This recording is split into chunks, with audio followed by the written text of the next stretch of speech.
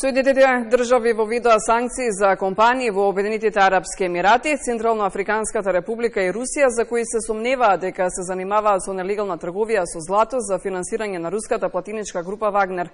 Мартин Николовски се јавува од Гласот на Америка во Вашингтон. Мартин, што опфаќаат санкциите на САД?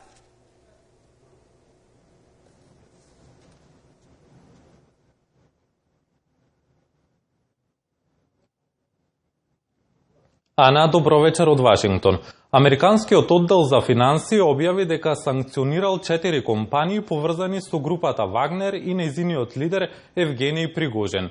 Преку санкциите се блокираат сите средства што компаниите ги поседуваат во САД и им забрануваат да се вклучат во нови сделки во Соединетите држави.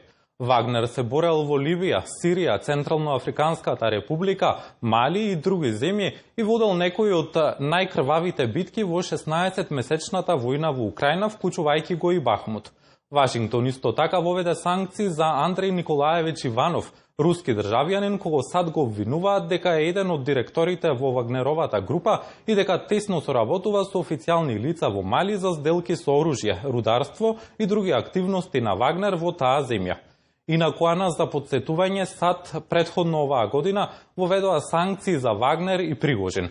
Вашингтон постојано предупредуваше на дестабилизирачките акции на платеничката група и ги заостри казнените мерки против неа по руската инвазија во Украина. Стеј департментот соопшти дека санкциите не се поврзани со краткотрајниот бунт на Вагнер минатиот викенд против рускиот председател Владимир Путин и начинот на кој Москва се справува со руската војна против Украина.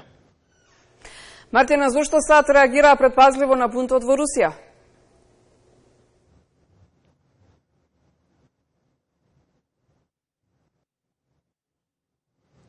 Ана, официјални лица велат дека САД немале никаква поврзаност со бунтот, зашто велат дека тоа е внатрешно руско прашање и одбиваат да коментираат дали тоа ќе влијае на војната во Украина.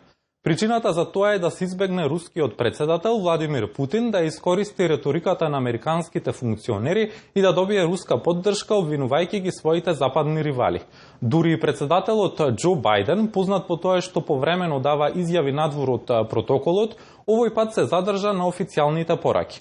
Бајден рече дека САД и НАТО не се вклучени во бунтот во Русија и истакна дека разговарал со сојузниците за да се осигура дека сите се усогласени во напорите да не му даваат изговор на Путин да го обвини Западот или НАТО. Во текот на викендот Бајден разговараше со украинскиот председател Володимир Зеленски, кому му рече дека без разлика што ќе се случи во Русија, САД ќе продолжат да ги поддржуваат одбраната, суверенитетот и територијалниот интегритет на Украина. Инаку Пентагон вчера објави нова воена помош за Украина од $0,5 милиарда, која вклучува повеќе од 50 оклопни возила и ракети за противвоздушни системи. Ана? Благодарам. Мартин Николовски директно се јави од Вашингтон, од Гласот на Америка на македонски јазик. Продолжуваме и со останатите вести од светот. Брисел ќе